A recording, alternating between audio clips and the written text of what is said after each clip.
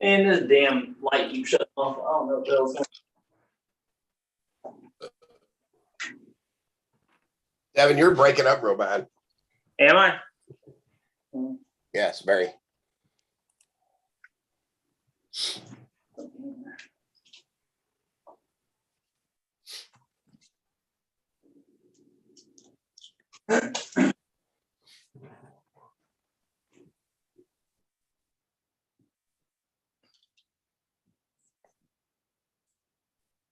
And not that we want to drop a ton, but on YouTube, language doesn't matter near as bad as Facebook. So just a FYI. Yeah, but yeah, that's fine.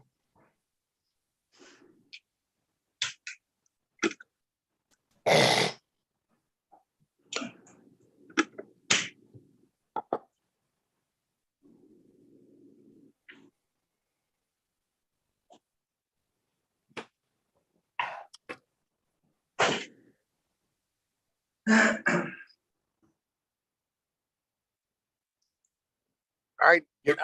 Everybody, I think we're live. I'll let Devin kind of get started introduction, and then I'm going to try to pull it up here live on YouTube so I can read comments if we have any come in. Yeah, we ain't got nobody there. What's up, guys? Devin Cloud, Filtered with Robert Howe and myself. And this week we got the one and only Mike Franklin. Mike, what's up, man? What's happening, man? It's not one and only anymore. That was 25 years ago, but I appreciate that. There's still a lot of people that know about you. I'm one of those guys that didn't get to watch your race much, but I've learned a lot about you in the years, over the years, and the stories are good, and that's why we've got you on. You were one of the first names that we kind of threw around. Obviously, you and I have talked a lot, probably a little bit deeper than what we're going to get into here, and some of the stories you're going to tell today. But nonetheless, I know you'll still have some pretty good ones. Right. So Mike, I'm gonna give you an easy question. Yeah, we got some back in the day there. Sure. So you say Devin reminds you a lot about yourself. Is it because he's a great driver, because he has that nice hairdo, and he'd be good if Speed TV was still around? Well, mainly is that there's a couple things. I think his presence in the pits, what people portray as being arrogant. I've lived that, and I know that it's not. It's you have to be very confident to be good in our sport. And I mean, he's really good. I just saw a lot of myself in him, coming from a family team, not a lot of money, and requiring, need that big break, or needing somebody to come along that would take you to the next level. And really, basically, doing it out of your mom and dad's garage with your mom and dad's budget, and probably everything that he could produce money wise. But just his whole demeanor, it was it just not. I wasn't, a lot of people that said that a lot of resemblance. I mean, hell, the last picture I saw of him, he's getting as fat as I am. So I mean, he's just going to carry it over into. He's going to carry it over into. I'll be 52 this year. He's got a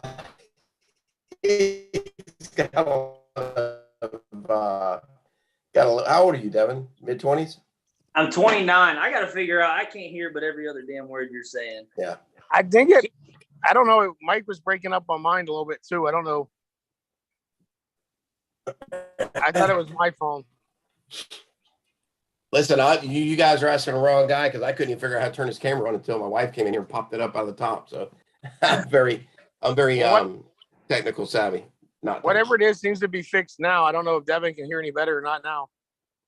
Yeah, I can hear better. I was on my Wi-Fi. I turned it off. I'm on my iPad, so we'll figure this shit out at some point. But I didn't hear half of what you said. Probably half good, half bad. But it was half good, half bad. Probably best you didn't hear. So the fan submitted question was when I started hearing about him, reading about him, he was driving Dick's car. Yeah, so you might have my internet. We had a fan submitted question, Mike, that wants to know, how come you don't give credit to the mini stocks for all your success? Eddie. Robert, you're breaking up really bad. Say it again.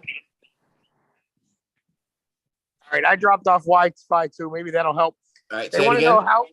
They want to know how come you don't give the mini stocks the credit for all your success.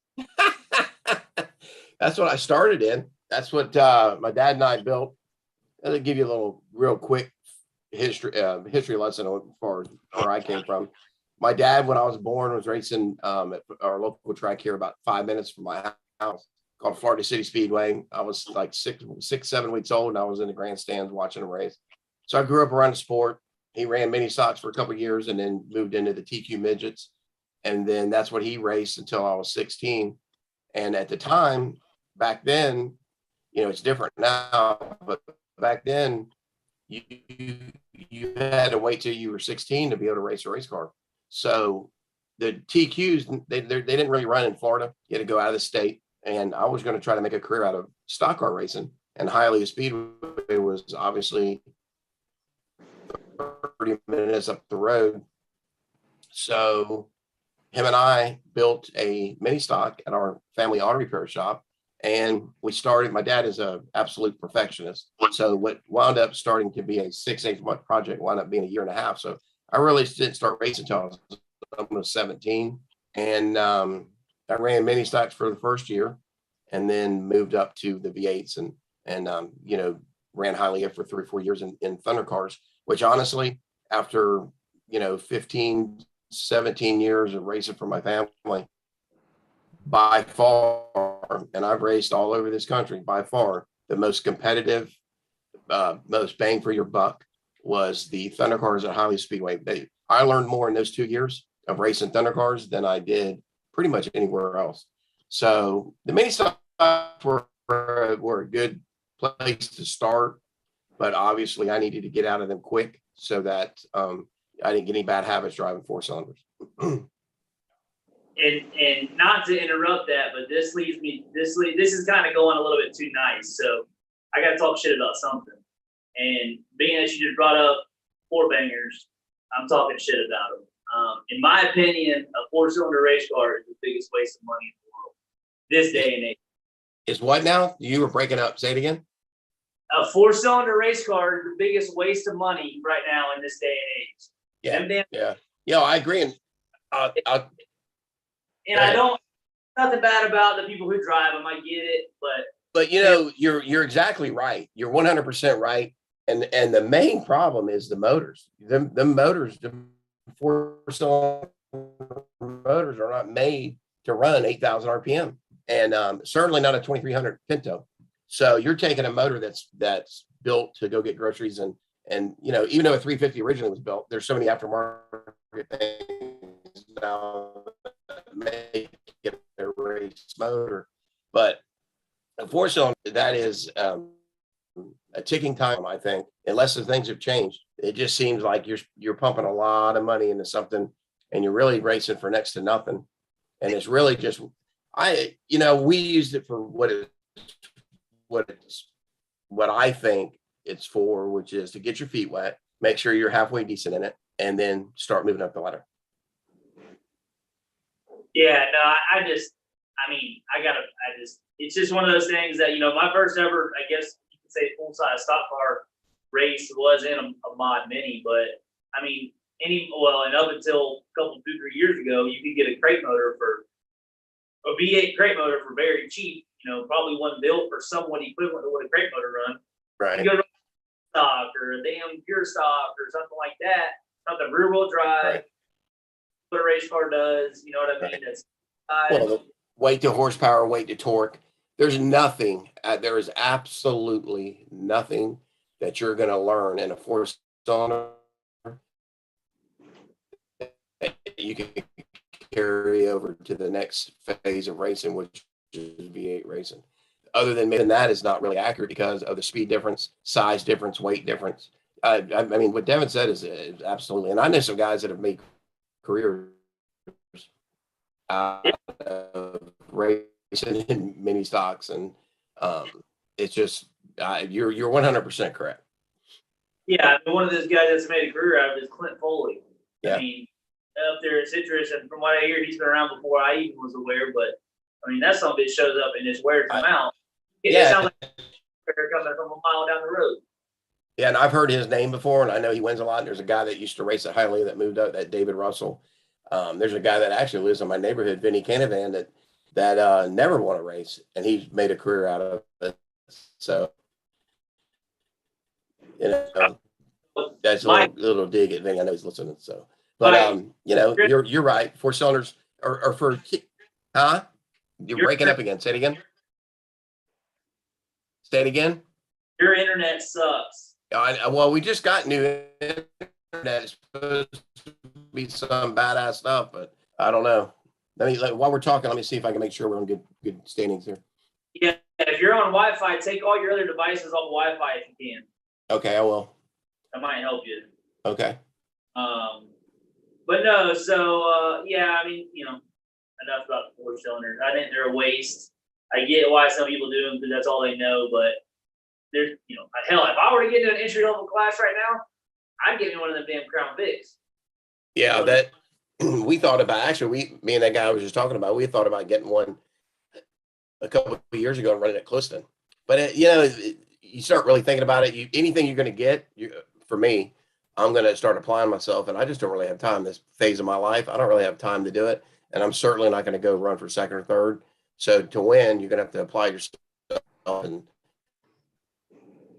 yeah, you're going to Crown Vic, and before you know it, be back in a Sportsman or a late model or something. So, you know, I was talking to Robbie Cooper. I think Mike, I don't know if he's froze or was gone or what, but I was talking to Robbie Cooper up at a little 500, and he's trying to get him 7 or 8 of them Crown Vics and just put his random buddies in them and just show up and say $250 for 10th place or whatever spot he feels like, and put on a show with a bunch of his buddies at a racetrack. So.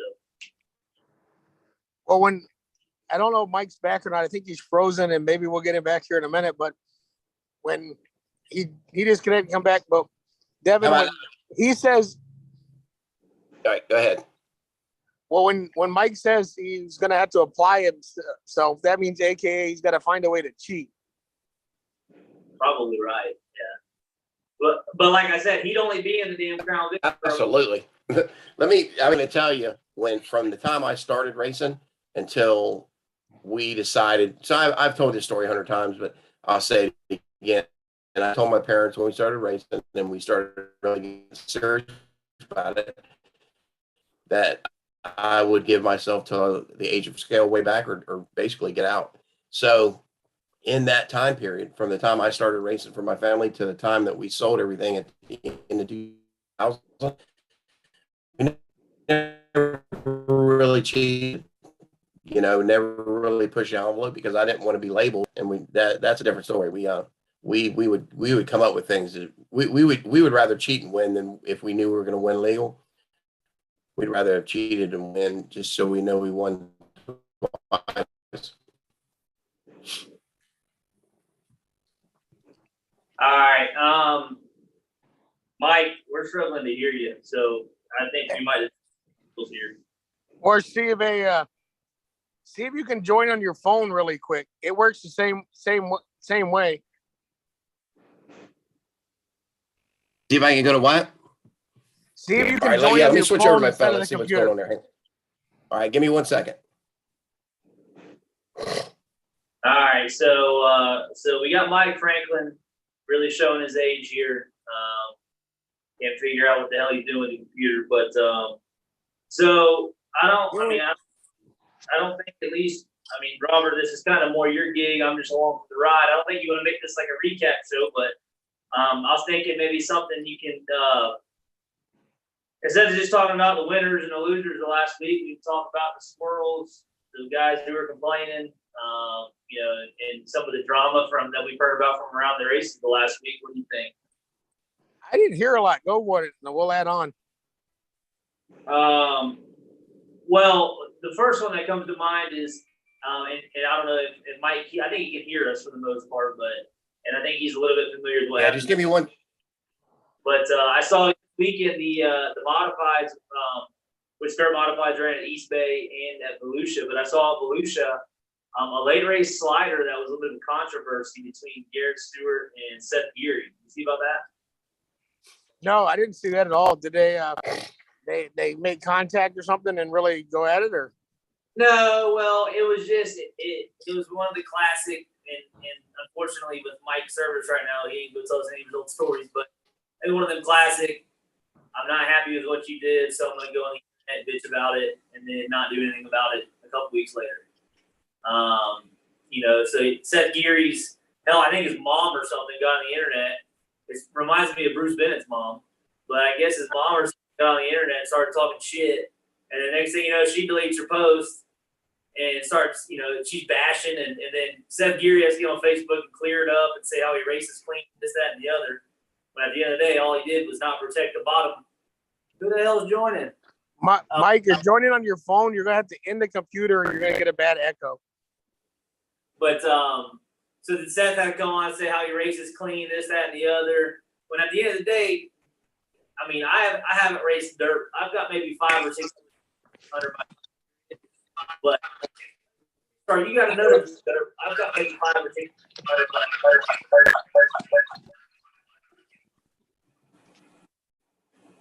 We're gonna take a quick. All right, can you hear me now?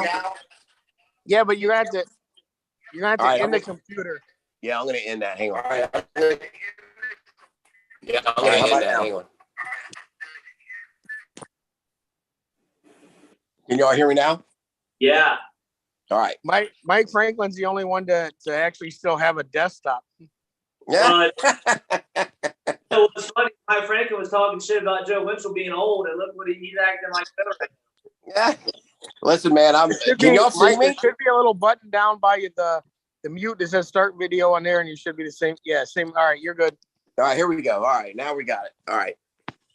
We just got new Wi-Fi here, but for whatever reason, it's not working. All right. We can start over now, guys. I can see and hear you, and everything's good. All right. So what I was talking about, Mike, is, and I know you follow more the dirt than you do asphalt anymore, because let's face it, asphalt's boring. Right. Last weekend over at Volusia, I saw, Garrett Stewart's obviously the hot shoe over there. He's the one to beat. Right. He's winning everything there is. And Seth Geary just got him a new Longhorn. These dirt modifieds are turning like dirt or like asphalt super late models. Go spend money with whoever's winning and, show up with it at the local track. But Seth Geary, there's a late race restart. Seth left the bottom open, get into the one. He went up to the top, and Garrett Stewart went down to throw a slider. But when he came up, Geary could have just as easy checked up, crossed him over, cleared him down the backstretch. Geary stayed in it, and they barely even touched. I mean, not even really any marks on the right rear quarter panel, nothing like that. Seth Geary's mom got on Facebook, started MF and Garrett Stewart, called him no good piece of trash, this, that, and the other. And I think it's just a classic case of don't say anything about it at the racetrack, get on Facebook. Right. No. Yeah, we all know this to be factual. Is it seems like, and it's a proven fact, that most of the problems that drivers can work out, it's usually the girlfriends, wives, moms, crews that get in the middle of it, and then you have to start defending that. And hell, the whole reason you're fighting is lost because somebody talked about somebody's mom, and that it takes off from there. But yeah, I think some of the work for as much good the internet's done and all that stuff, it certainly has hurt it as well. So let's talk about the moms for a little bit. How your mom was a great lady. How did she deal with did she not know all some of these stories we're going to be talking about when they were actually happening? Well, like I said, when I was driving for my family and chasing the dream of making a living racing, I was not that guy. But when we sold the family team in 2000 and I started freelancing and driving for guys, and really, it was really unfair looking back on it. I gave this sport I gave the sport chasing the dream the absolute utmost attention, and nobody outworked me and nobody out-thought me. And I, Bobby Coyle, rest in peace, told me, he sort of took me under his wing at Hialeah when I first started and really gave me a lot of really good, solid advice. And he stay away from drugs, stay away from drinking, that all, you don't want to be labeled that. And I listened to him. And there was no partying. There was no stories to be told up to 2000 because, well, I was too busy chasing that dream. But when we sold everything, and then I would, I'd established my name, and people would call and ask me to drive for them. I want to apologize to all them guys because you did not get the Mike Franklin that you thought you were getting, because at that point of the game, I realized that, it almost up to that point, it was a race. I was going to a race. And after that, after 2000, it was a party, and the race just happened to be there. So where did you have more of your fun at that we're going to tell these stories? When you were driving for these other people, or when you were able to go out and do your little bit of TV work that you did? Well, by far driving for other people, because the pressure was off. When I was driving for my family, I was in charge of everything, and taking care of the writing the checks to making sure all the crew guys had somewhere to stay. I didn't have time to play around, and it was, there was no time for me to veer off center. When I would go drive for people, I had too much time on my hands, and especially if it was the night before practice night or whatever. And then that's where all the trouble started. You start drinking, and then you make some bad decisions. And I mean, there was quite a few times, for various drive owners that we would, me and a friend of mine would show up, and we had no business even being in a race car, and had been up all night and try to get some sleep when the sun's coming up. And, the whole time you're laying there, you got to be at a track at 12 o'clock in 99-degree weather, and you ain't slept all night, and you're still wired from the night before. It was very unfair looking back on it, very selfish and unfair of me to, I know what it takes to get these cars there, a race winning car, and I wasn't showing up at 100%. And, definitely have some good stories about that. But also when I worked for Speed, me and Bloomquist became really good friends. And I'll tell you a quick story about him. Is him and I think we did 12 TV races in 2003, and hell, he won more than half of them.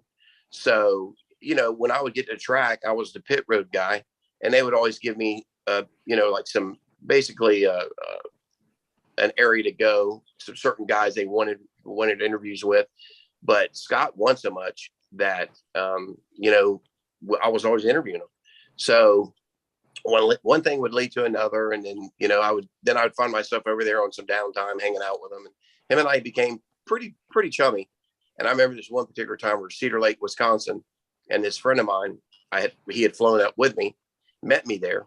And me, and Scott won the race. It was like a $40,000 to win race in Cedar Lake. And everybody left, and my flight didn't leave till the next morning.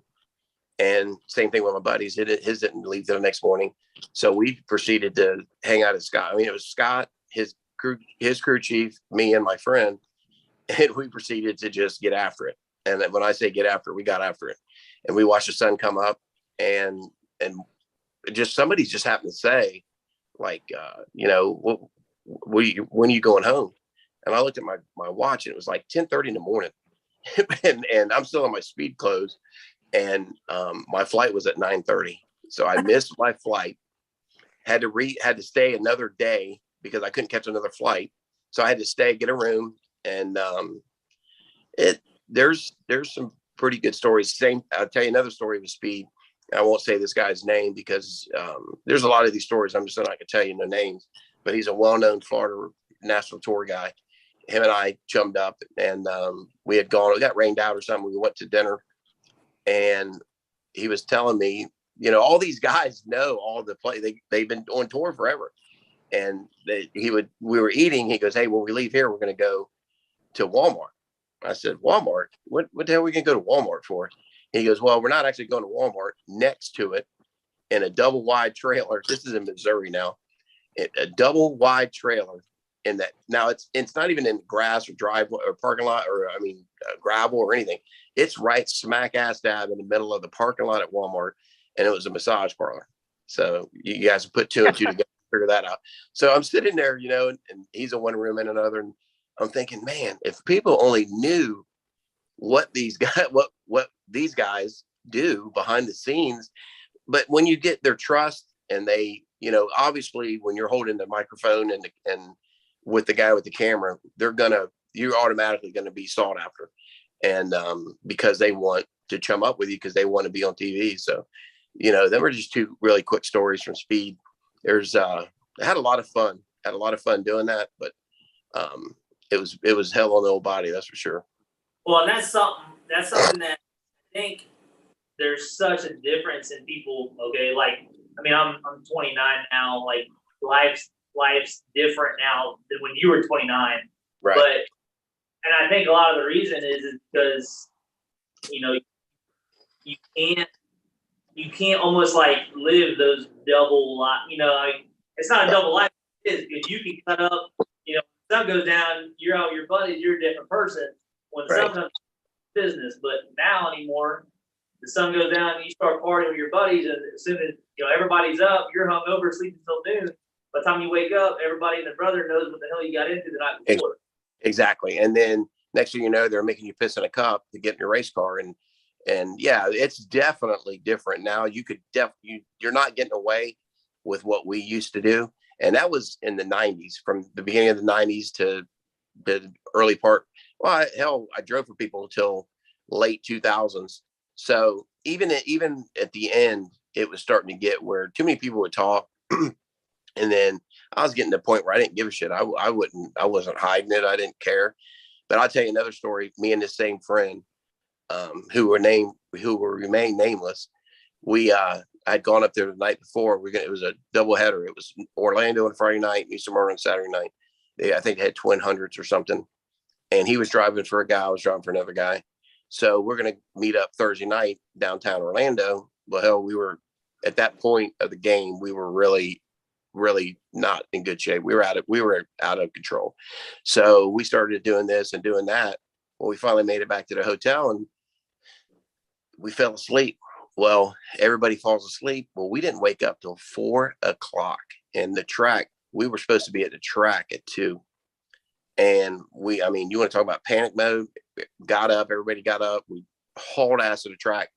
And I remember getting there, and there was like very little time left in like practice. Hopped in the car and went out there, and had no business getting in a race car. And I remember going out, running 2 or 3, 4 laps, and coming in, and Orlando, the speed sensation of Orlando is pretty impressive. And I remember coming in and talking to the crew, and we're adjusting on this and that. And he comes over, and I'm like, dude, I don't know if this is a good idea or not. I said, I about knocked the fence down twice, thinking, and had no idea I was fixing to. And he said the same thing, but it wound up working out. It always did. But I'm glad them days are over, man. Now, so what about the story? Well, we got the Band-Aid pulled off here. What about the story you were telling me and Devin at Lakeland? Yeah. May have not called a friend from Gainesville and already had somebody on the way. I'll tell you, man, you guys are putting me out there on the chopper block, but I was known maybe back in the day of maybe calling ladies of the night, maybe a little too much sometimes. And we had gone to Lakeland for a NASCAR All-Pro race. And I think the Friday was practice or something, I forgot. But we had, back then, I just started drinking beer and stuff. So it didn't take much to get me going. So we had gone to the Hooters in Lakeland and started feeling pretty good about myself, and made a call and had somebody that I had seen quite often come down. And then I got to the room and decided to call somebody else. So I forgot about the first one. So it wound up being a hell of a mess. I can tell you. We'll just leave it at that. It was one hell of a mess. Nothing I'm proud of, but it's a good story, but nothing to be proud of. So kind of back to what I was talking about with let's say a difference between now and back in your heyday when, now if somebody does somebody wrong, you don't do nothing about it. Things go on, and in my opinion, that's fine. Like, let it go and deal with it on the racetrack another time. That's okay.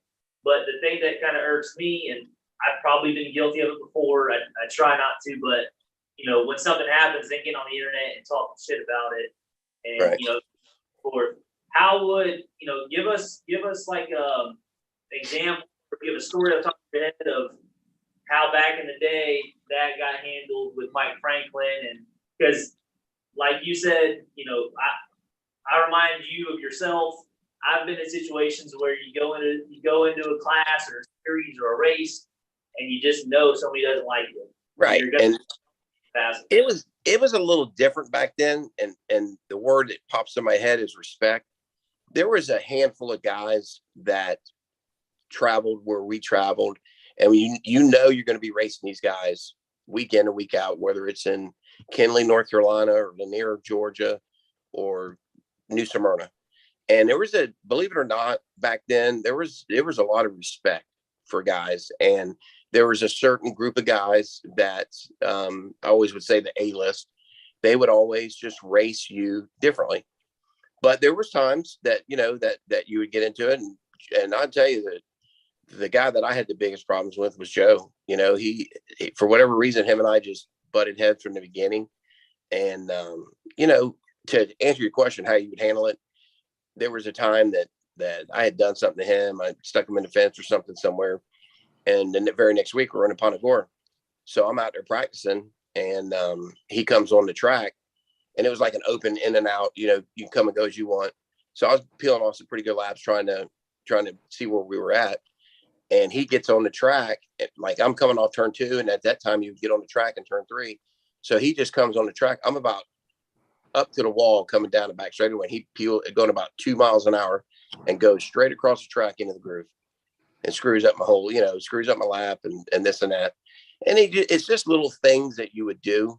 I've only been in one fist fight at a racetrack. So, it very rarely really ever came to that.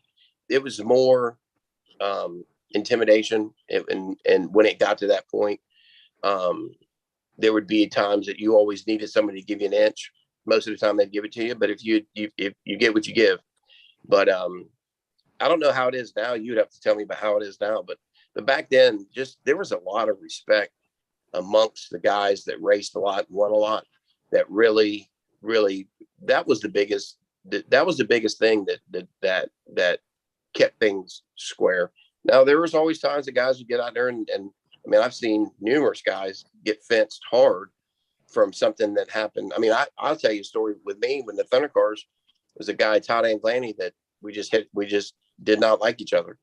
And I got into him or something or did something to him the week before.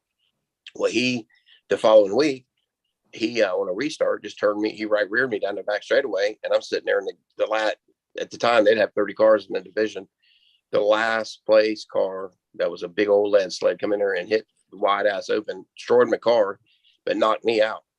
So there was a little bit of that, but mainly, especially in the late models, it got to be it was semi-professional, but there was just a lot of respect.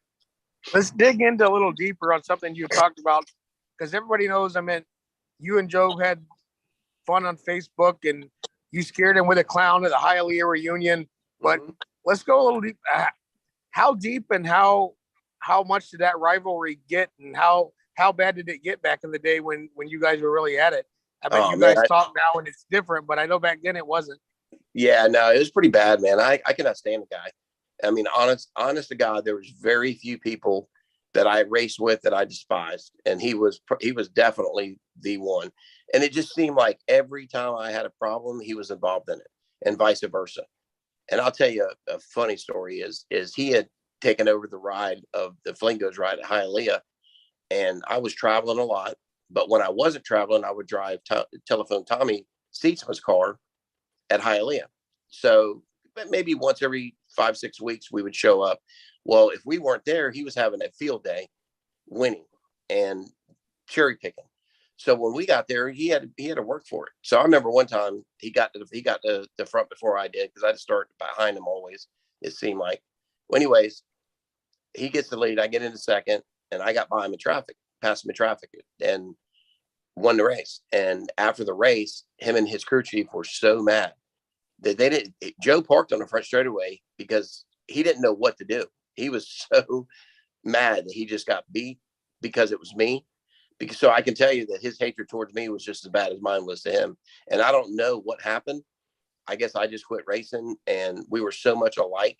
And his wife and my mom, Lori, and my mom always said that eventually one of these days, them guys are going to be pretty good friends.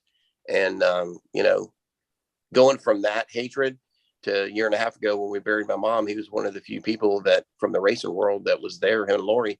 So that just shows you, man, that the sport, the sport takes a lot out of you. But while you're living the sport, you're going to find a few people that when it's all said and done, you're going to have a lifetime friendship with. Joe, I could say Joe and I, we don't talk every day, not even remotely close, but, when he calls, I'll take his call and vice versa. But to answer your question, what happened is I really, really don't know. I don't know what sparked all that. But let me tell you, in the heyday of it, the highlight of it, it was not good. It's funny. It's funny the way you tell the stories, and there's similarities with myself and Joe, and Lori and I have had that same conversation. Lori's I don't know what the hell Joe did to get that lady, because she's special, but her the same conversation where she's like, basically, because I don't think she'd ever tell me this, but she basically said, y'all are both assholes. You're both pretty good race car drivers, and you're a lot alike. And one day you'll realize it. Just because him and I have had our run-ins too, which there's nothing wrong with that. But and I think back in the day, I don't, everybody now is like, oh, just get out and hit them. Okay, yeah, you can get out and fight, but I mean, really, who wants to deal with the bullshit that comes with that anymore? Because you fight on Saturday. I know of something that's going on right now, of a fight from over 2 years ago that there's still a lawsuit being dealt with because of. That's the world we live in. A friend of mine, a friend of all y'all is Wayne Anderson, is a good friend of mine. And, he dealt with a lot of crap with him, and David got into it in the 2000 Governor's Cup. I mean, that cost him a lot. And, here's an angle that you don't even think about is I know that it hurt Wayne on his sponsorship front. And, that's something. I'll tell you what, that reminded me of a story. So we had won, I was driving for the Black 12 limited car over in Punta Gorda. We were winning a bunch, and we had won 3 in a row, and they were paying a bonus starting the back. So long story short, we started in the back, we drove to the front, got up, and I passed Johnny K for the lead. And coming off of 2, I was underneath him. He sent me through the infield. Well, we hot wheels. Well, I got out, punched him. He punched me. Well, the guy that I was driving for, I mean, I'm basically defending our honor. This guy just took $5,000 out of our pocket. And at that time, I was making 50%. So he took a lot of money out of my pocket. So we got into a really short fight. And the guy that I drove for, I'm thinking is going to be happy, that I'm defending what we were just wrong.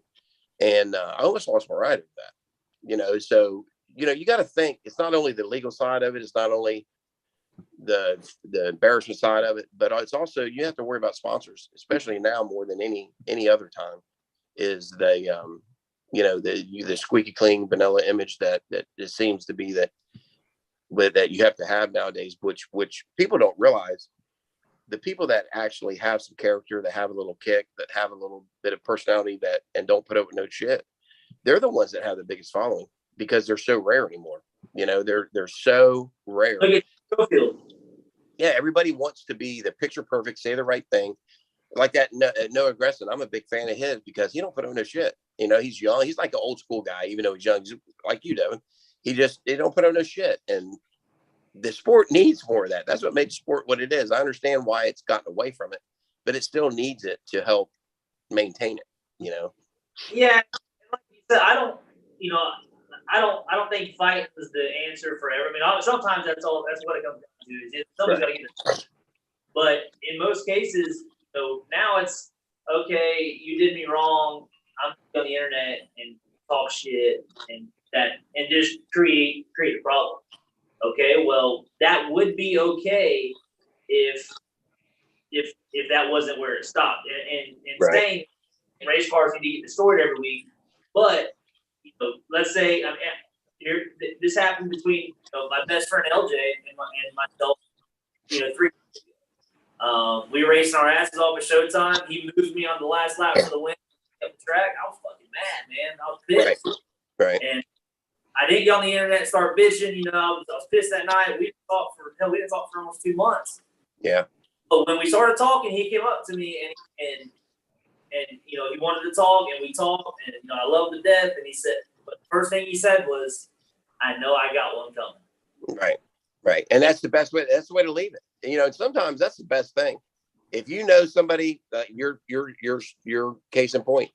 If I know I got one coming, and it's coming from Devin, and I'm late, and you're behind me, hell, I wouldn't even. If I'm you, I'd wait a couple races just because the suspense and the worrying sometimes outweighs the actual action, you know, and you could use that in your corner and actually have them overdrive a corner or be watching a mirror and win a race and not even have to and still be able to keep that as a, you know, the ace up your sleeve, so to speak. Well, and the world works in crazy ways to where, you know, shit comes back, it comes around full circle. And this isn't any way with that, but in the general realm of things, instead of getting on the internet, start bitching, okay, that's fine, but still keep that in your pocket, because that's for fans. Okay, next time, let's say for that example I brought up with Seth Geary and Garrett Stewart, Seth Geary's pissed because Garrett Stewart threw a slider on him and thought it was dirty. Okay, well, Seth Geary's got one in his pocket, you know. The next time you're with him. Right, exactly. And that's a beautiful thing, you know, in our sport. That's a beautiful thing that everybody involved knows that you got one coming and you don't know when it's coming. And like I said, you can use it to get a guy to overdrive a corner and you can win a race without even ever having to use it up. Mike, would you say one of the biggest people that probably kept in the back of their mind and knew when somebody had one coming was Randy Fox? He seemed to always know. He used to I don't know if he kept a chart or what, but it was always in his head, and he seemed to always get them back right at the right time. Randy Fox didn't give a shit. I mean, he was a rest in peace, Randy. He was a really good friend of mine, and he was one of the few guys that I could race with. That we started a friendship at the racetrack, and we started traveling Ponta Gore a lot. He was from over there, and you know, we started racing with each other, against each other a lot. He was one of the few guys that I could race with and still maintain a pretty good relationship outside the racetrack. But you know, he was always right. He was never wrong. I can tell you that, even though he was wrong many times. But he was a good guy, man. I think about him a lot. He was a big asset to our sport for sure. We had a fan question come in that wants to ask Mike Franklin how many NASCAR pools you won. They know you taking a lot of people's money. Yeah, we've not me, my wife Cheryl. That's a funny story. Like, we do this pool every year, and it's like $500 per player. So I'm not going to bore you with the details, but we usually get about 20 people in it. So it's, you know, $10,000. And the way it's structured, you can only use one driver, and I'm the one that keeps tally of the points, and every week everybody gets a copy of the points. Well, we've only done it 3 years. The first year I half-heartedly just said, "Hey, you want to do it?" She's like, "Yeah." She knows a little bit about racing, but certainly not a expert on it. So she circles all these, this and that. I sort of laughed at it. So I'm thinking, boy, that was a waste of $500. Well, sure, shit, she wins it the first year. So the second year, I forgot somebody else won it. She was second. And then last year she won it again. So I don't know, maybe knowledge of the sport's not as good as you think it is in picking pool winners, but she's won quite a substantial amount of money by not really knowing that much. But she says apparently she knows more than I think she does. So back in 2000, I guess 9 through 12 or whatever, when you were really winning all those races at Punta Gorda, when Bobby had the track back and was doing the back from the challenge bonus, was that the serious Mike, or was that the party mode Mike? Were you already at a party by then? Oh no, that was party. There was a part of the period of time there I was living in North Carolina, and they were flying me down just for those races. So no, yeah, that was anything post 2000, they weren't getting 100%. But for some reason, that car just really rolled. That thing really hauled ass there, and no, that was definitely party Mike. That was for sure. All right. So Mike, you're getting too nice in your old age. So It's what age does to you. I'm in no way a damn TV show, radio show host. I'm just here because I was asked to be. Right. So a lot of our racing anymore are, at least in the higher levels of like super late models, are just rich kids come in, don't got a clue about shit, don't know what's going on, golden spoon fed, the whole 9 yards.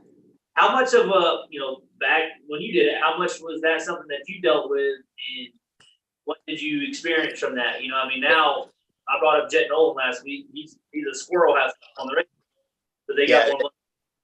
Very, very little when I started. I mean, we up to us running Port City chassis for the super late models. Up to that point, my dad and I built all our cars. I mean, I know how to bend, notch, weld. And that was the majority of the guys you're racing with. Very few people. I remember the day like it was yesterday. We had pulled into Ponagore. It was like we were running for the championship in Florida Pro, so it had been 98. And we pulled into Ponagore, and it was just when things started happening with people testing the day before and this and that. And I was still working at the shop and racing on the weekend. And I remember pulling into Ponagore, and we thought we were special because we were going to get there Friday, which we hardly ever did, and we're going to be able to practice and really fine tune the car. We pull in, and David Russell and somebody else had rented a track on Thursday, and I'm thinking, this is not good. Even though I don't begrudge them because they did it, they were able to do it. But I just remember my dad and I talking, going, man, this isn't good. We're unloading and we're swinging for the fence in changes, big, massive changes. They've already done that. They're at the fine tuning. They're doing quarter or 16th inch changes here or there. And, you see they have 4 or 5 sets of tires, make mock qualifying runs, and I'm thinking we're racing for $2,500 and it's not starting to make a lot of sense. And I believe that was sort of the turning point. And it wasn't the young youth. It was just the money that was coming in and people were able to spend it.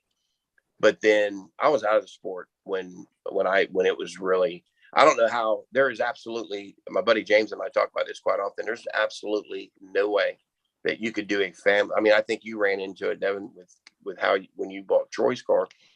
There's just no way that you can run on a now maybe run it like St. Pete or Inverness or somewhere like that, small track.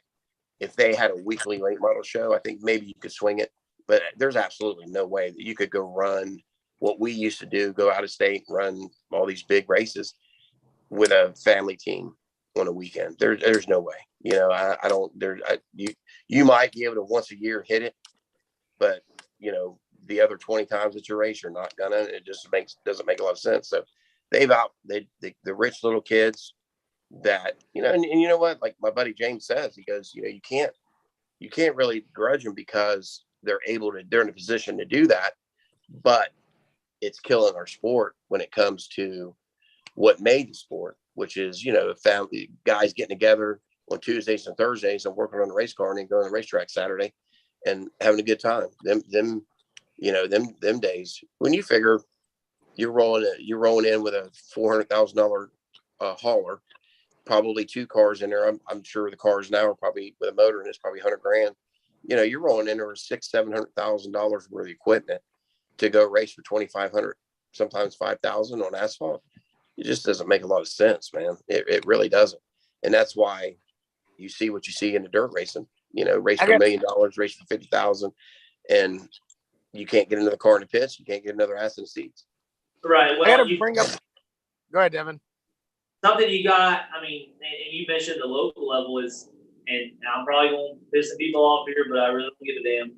But I mean, you got. I would say somebody who really stands out to me. You may not know him is Chad and Colin Allman, and Chad knows that he talks my damn ear off, and I tune him out half the time. But I still got a lot of respect for him and his dad, for Chad and Colin, because I really believe they do it almost 100% on their own. Yeah. But you got the likes of, Michael Atwell, George Gore. I would be willing to bet Mike Garvey is in Central Florida 10 to 15 weeks out of the year. Yeah. That's during the week, helping them guys. You know, Right. And that's just a small example. And like I said, I may piss some people off, but that's just the person that came to mind. That's a small example of, yeah, okay, they're maintenance in the car on their own. And Atwell, don't get me wrong, Gorham, they can drive, they're good. But there's a whole lot of us out here that are also just as good, if not better, that can do this. But just don't have the opportunity. Right. You're not able to have the opportunity. yeah, they're maintenance in it, and they're making the changes, but there's somebody on the other end of that phone that, and that's not the problem. The problem is that person on the other end of that phone is getting probably a decent paycheck from everybody that they're helping. Right. And I tell you what started that, even when I was racing at the very end in 98, 99, 2000, I'll tell you started that was Ricky Carlton come onto the scene, and his stepfather owned a big plumbing company in Inverness, a lot of money, and they hired Rick Cannett. And Rick Cannett is no dummy. He is sharp as I don't know about now, but back then he was the guy you wanted calling your shots. And he basically took a guy that knew nothing about a race car or how to drive it, and basically taught him through on the radio and he became a pretty reputable winning guy in Florida. But Rick was really, I feel like he was the first guy that was like sort of the paid crew chief that wasn't a family member, that wasn't a friend of a friend. He was on the payroll, and they would go test, and I believe that he was the starting spot for that. But yeah, I agree with you. When you got a guy like Mike Garvey on your speed dial, and he's going to the races with you, that's hard to beat. And I even entertained doing that a couple of times, is going to the races, and maybe, instead of spending all my money on racing, maybe trying to make a little bit, go find somebody that I believe in, like yourself, earlier on in your career, say, hey, we'll pay you whatever X amount of dollars, come race day and run the show. There's a lot of money to be made there. But now, it's ruined it, and I say ruined it. I shouldn't say, it's probably not the right word, but money has definitely caused a big shift in tide in our sport, and buying knowledge is the other part of it. It's hard to overcome. Like you said, you can't fault these guys for doing it. I mean, back when my first ever Super Late model starts were with racing for Tim Russell, David Russell's son, and right. He was footing that bill at the time, and it was. Yeah. Had I known then what I know now, I'd still be racing on the damn money probably. Right. But you fault these guys for doing it because they've got a goal. They want to outrun these guys. They want to go run these races, and if they got the means to do it, they can do it. But the idea of it is the problem. Right. And it's just. Well, I'm sorry, but what also happens is from the fan side. So Devin McLeod starts when he's 18. He's running East Bay, running bomber hobby stock, moves up. Well, over that 5, 6, 7 year period before he makes it to the premier division of whatever you're racing, you get a fan base. You get people that are Devin McLeod fans. They go to races, they follow you. Well, these kids show up and they're already running. There's no fan base, so there's not a draw. There's not people coming to go see. I don't know. I don't even know a name, but the next Jeff Gordon. They're not coming to see that. And I think it trickles down to even the front gate. It's I don't see how it helps, or it helps the cause. If anything, it singles out, and it really puts the haves and the have-nots, makes it a really distinctive line in the sand. Absolutely, yeah. Well, and I've been on. Obviously, I bought a car about 10 months ago, and I've been on the kick that asphalt racing is boring. And it is, and there's nobody that's going to change my mind. I love it. Like, it's my first love. I'll always love it. I'm having a blast trying the dirt, but asphalt racing is boring. And it's because no matter how smart some of these guys get, we're trying to defy physics, create right. out of these cars. Right. They're just big. It's funny you say that, because the first time I drove on a dirt was a dirt late model at Volusia, and luckily it was a Friday night practice, and my best friend James Powell, we were teammates driving for a guy out of Daytona, and he got me the ride, and I've never ever driven on dirt, So we get there Friday night. I think I was like 31 or 32. I was shitting bricks, man. I was nervous, sweating, talking in circles. I like, what the hell am I going to do? So anyway, long story short, go out there to practice. Now these cars are made to get after it. So I'd never driven a car that would hike up like that. Never dealt with tear offs, never dealt with when the rear end hikes up and it goes forward, then it starts humping. The car starts like pumping. So I remember coming up turn 4, like my second lap, and I was getting by a guy. I mean, I adapted pretty quick. It was either shit or get, So by the second or third lap, I thought I was going pretty good. So I run down this guy, and I'm trying to decide what to do. And we're coming off 4. Next thing I know, my buddy James comes. He's on the bottom and comes across both of us. Now I got this car jacked up. I can't see. The car's bottom. The rear end's bottomed out, so it's humping. And he just goes by me and sprays me. And I can't see now because of my tear offs. So I got after the practice, like coming in, I said, if I knew how much fun and how much it took to drive one of these cars, if I know now what I knew back then, I would have been dirt racing at the age of 18. Yeah, there's not even a comparison to how much fun it is behind the steering wheel. And I obviously, that. I've learned that. I've learned quick, and I'm kind of from the theory that the more the race car moves, the harder it's going to be to drive, the better racing it's going to be. I mean, you can racing out of the week, and there's going to be a side. But I mean, truthfully, like I said, I don't care to watch the 4-bangers when they're at the asphalt track, but I'll watch the 4-banger dirt race because there's a good chance them sons of bitches are going to put on a show because they're all over the racetrack because they don't have all that traction and all that grit. You know what I mean? They're not made to do what they're doing. Not that an asphalt car is, but certainly not on dirt. And I'll take it one step further. It's like I got a yearly subscription to Flow Race and Dirt Vision, Map TV Play. Every night of the week, I'm out on our back patio watching something on dirt. Because it's still my sport. I still love watching it, but it's certainly going to be some dirt racing. It's not going to be asphalt. Very few times is it asphalt. Mike, I got to ask your opinion really quick on and you may or may not know much about it. I'll give a little backstory. NASCAR right now, Carson Hocevar in one of the trucks a couple weeks ago broke his foot in the truck, had trouble getting out. Next week he's back out the track with a pin in his foot. I feel that NASCAR is doing a disservice personally by letting him be out there. I don't know that. I mean, how safe is that of him being able to? I guess they say they tested him and getting in and out, but I kind of think NASCAR jumps too quickly because there's money involved and there's points.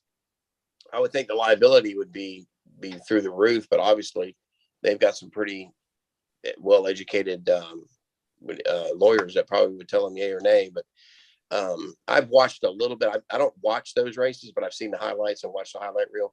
It seems to me over the last 3 or 4 weeks that is now their new boy. That Carson kid is going to be their next thing that they're going to push just by seeing what I see on TV and being around the sport. So they're probably, despite what everybody thinks, there definitely is a 2-tier system in NASCAR as far as who gets away with what, and not everybody plays by the same set of rules. So I think there's a lot to that, Robert.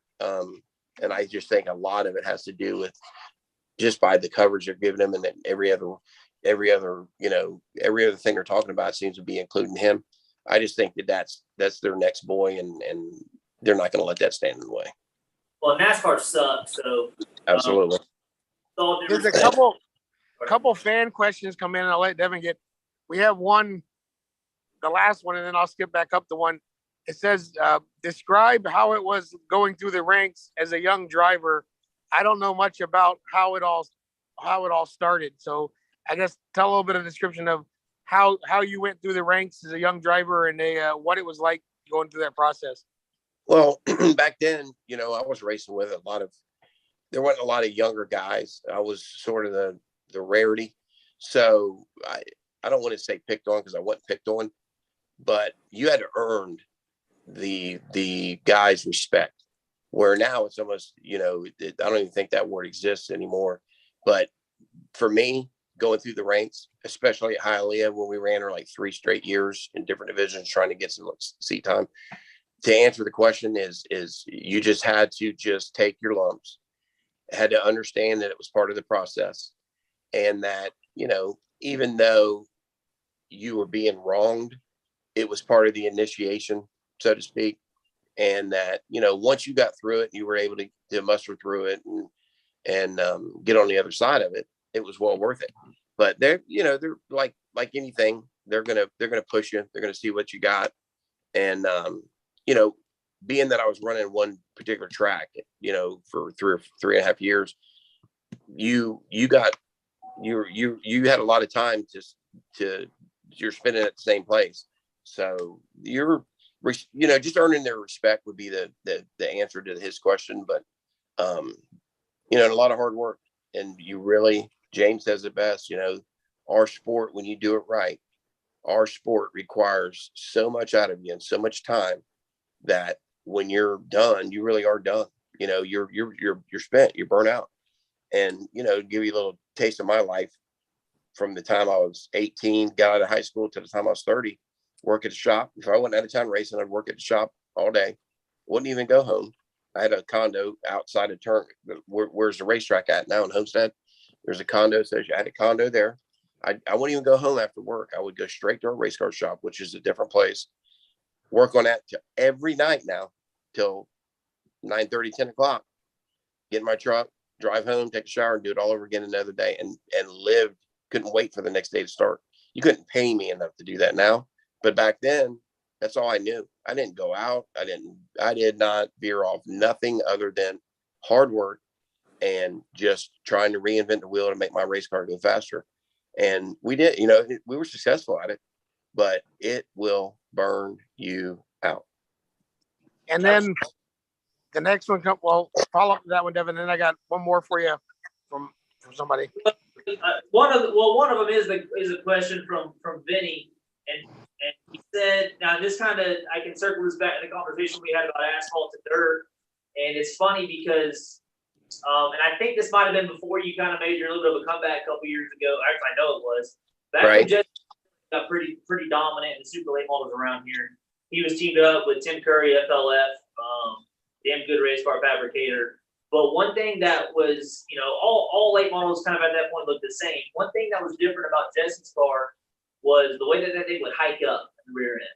Yeah. And what he was trying to do, or what they were doing, was mimicking what a dirt car does. Create and grip. So with that being said, Vinny asks, he says, being that you cheated your way up the ladder, what was the most ingenious cheat that you pulled?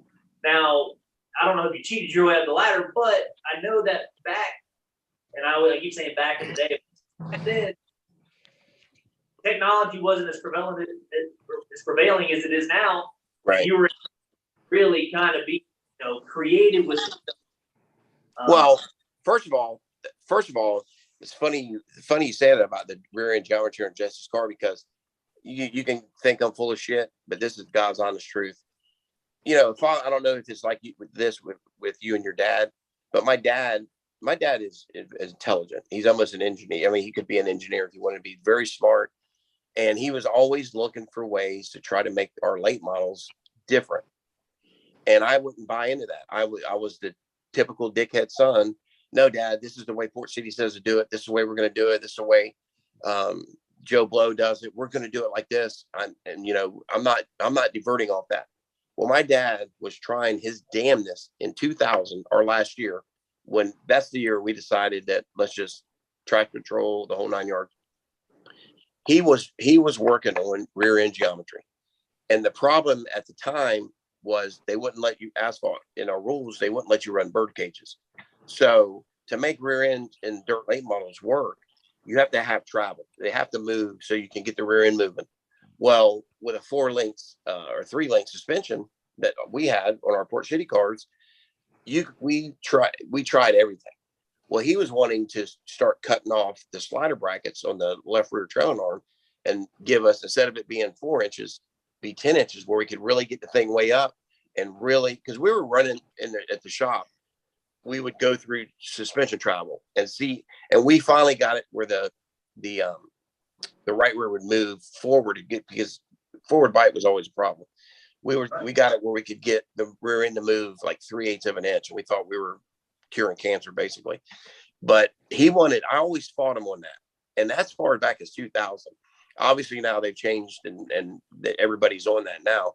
But my dad and I were just talking not too long ago, and I said, I wish I wasn't such a typical son that if you said it was light outside, I would say it was dark, because if I'd have listened to you, we probably would have won some more races. But as far as the ingenious cheating, there was a lot of it, man. We that year we put traction control in the car that ran off a satellite, that every time I got in the car I had to calibrate it to the satellite. It was quite unique. It was like $7,500 back then. It was a lot of money. But with the first race we put it on, we won, and it was a 5,000 to win race. But my dad had come up with a tire soaking system in the car that I could soak all 4 tires while we're idling around or this or that.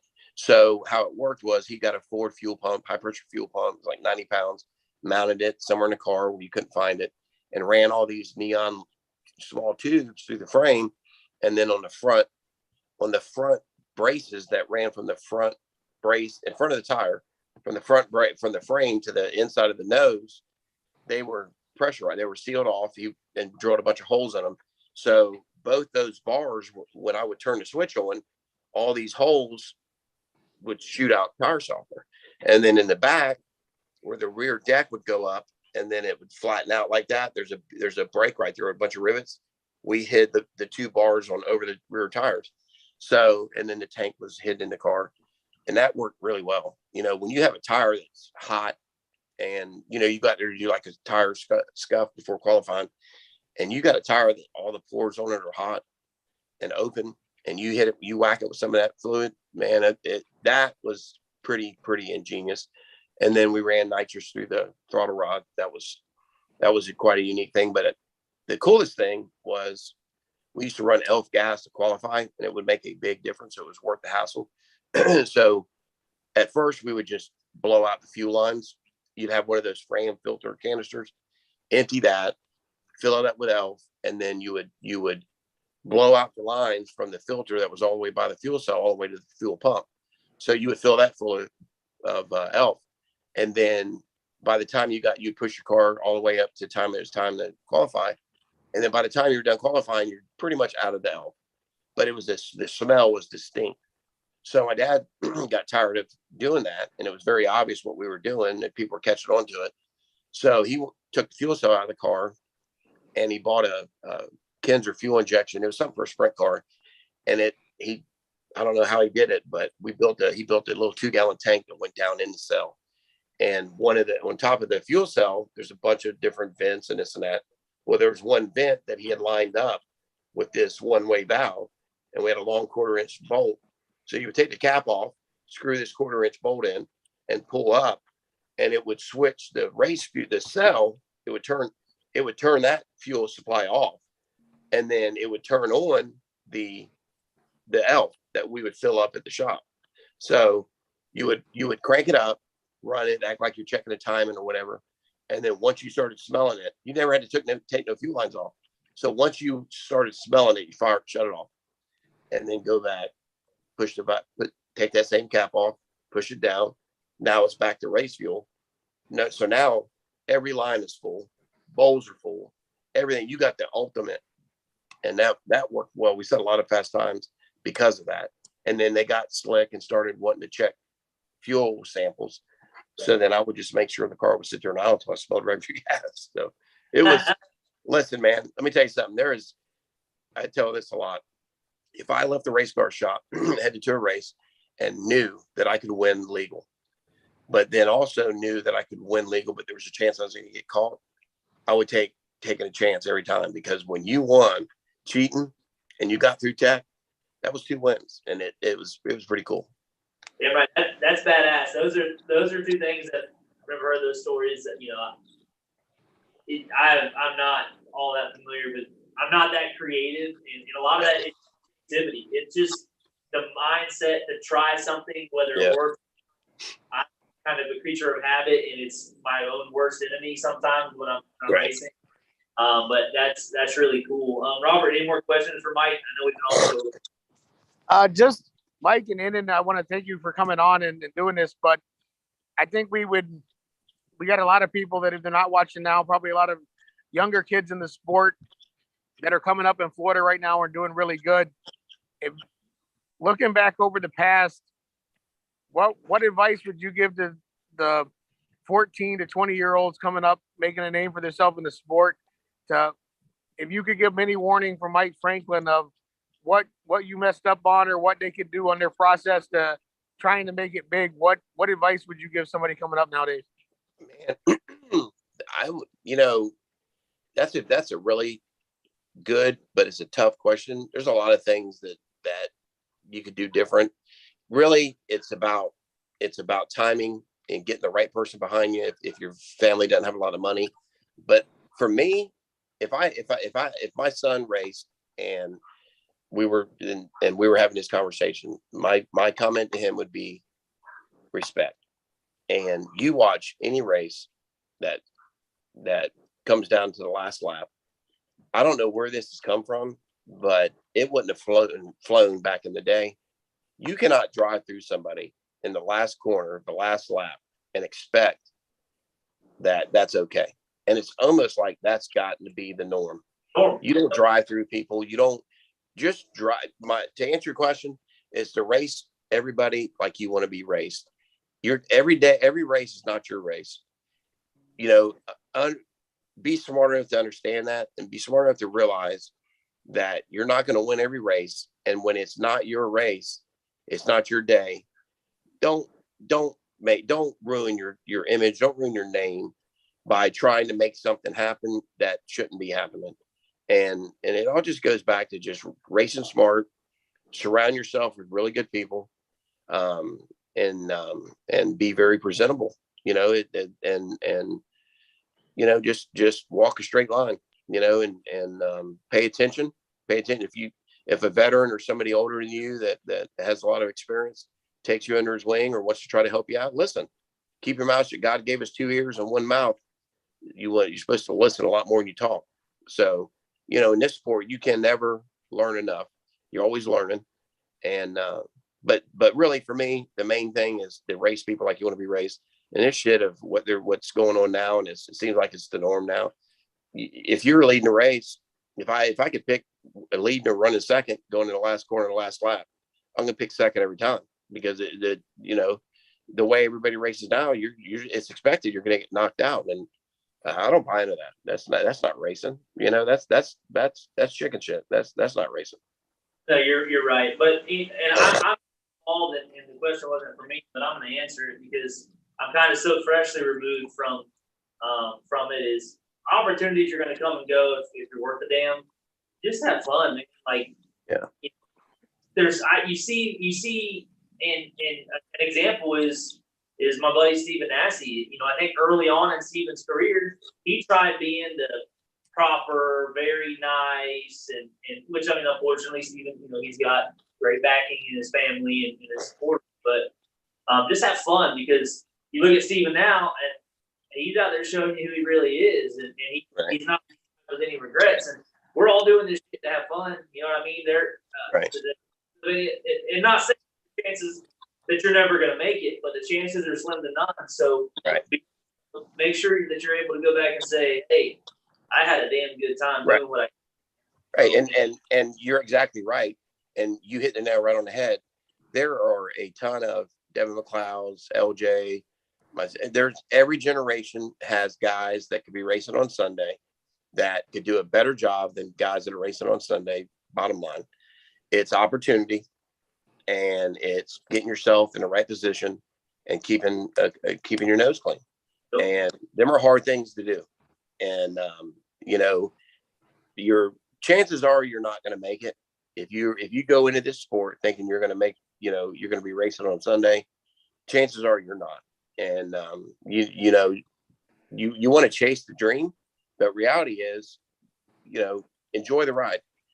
My wife tells me all the time, and I've been to every city south of Indianapolis that's a major city. I've pretty much raced everywhere, and I cannot tell you anything about the cities, because we went in, got there, raced, turned around, and drove back. Never enjoyed the moment. And I regret a lot of that. You you couldn't have changed how I did things back then because I was too serious about it. But if I could change one thing, it would be to slow down and enjoy the moment. I was too worried about getting to the next race and getting back to maintenance the car. Enjoy the moment, enjoy the ride, and that's a statement used a lot, but really, and there's a lot of meaning to it. Yeah, right. I agree 100% with that. So, all right, Robert, you want to close this out? Yeah, everybody, that was Mike Franklin. Thanks for coming on, Mike, joining me and Devin. And guys, if you have any ideas of who you want me and Devin to talk to next, let us know. We don't have our guests lined up for next week yet. Mike, if you have any ideas of people you think we would be good for this show, we just want to give a different side of racing than whatever. I mean, it's great to come on here and interview winners all the time, but it's also nice to come on and find the in-depth and the outside of racing and stuff that people don't know. I know Devin and I talked about, and I talked to you a little bit about maybe getting Jamie Skinner on. He's got a lot of stories.